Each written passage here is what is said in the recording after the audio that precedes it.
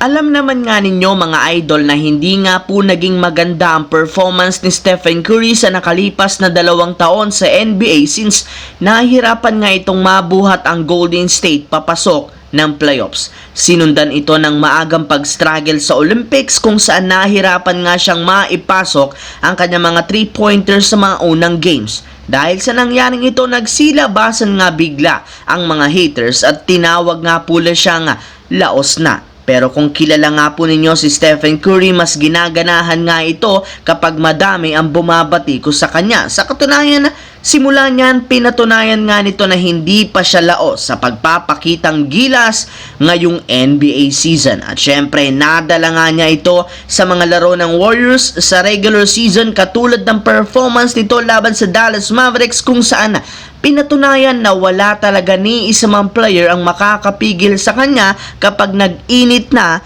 ang kanyang makamay sa loob ng court.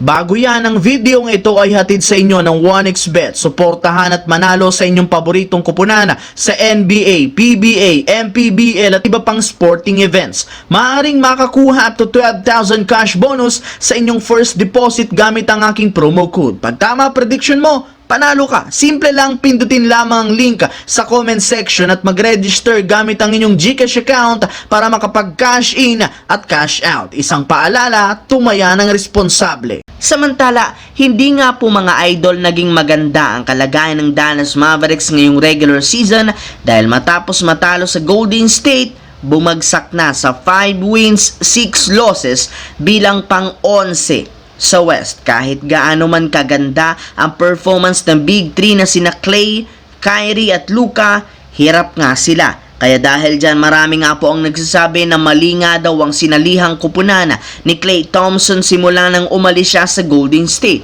Kung inyo nga pong matatandaan bago pa man piliin at sumali si Klay Thompson sa nagdaang off-season, maraming teams nga po ang nag-aagawan sa kanya katulad ng Los Angeles Lakers na siyang nangungunang team na kukuha sa kanyang serbisyo.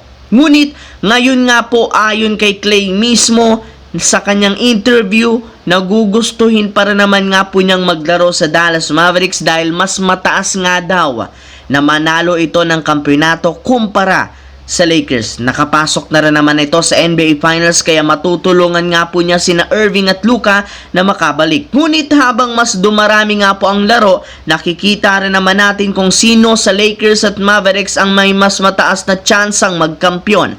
Kumpara sa Mavericks, mas maganda nga po ngayon ang record ng Lakers sa kanilang hawak na 6-4 kasama na ang pagiging undefeated sa kanilang home court.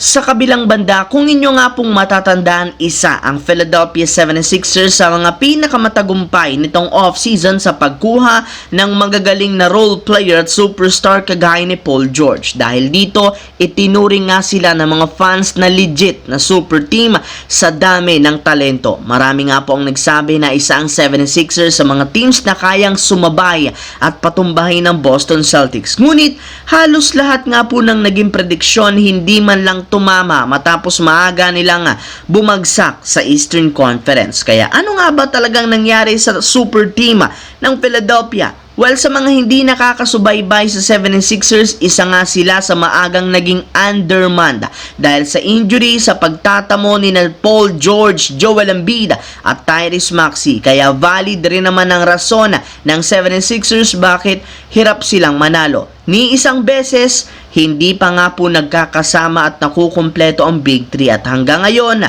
hindi pa rin ito nangyayari.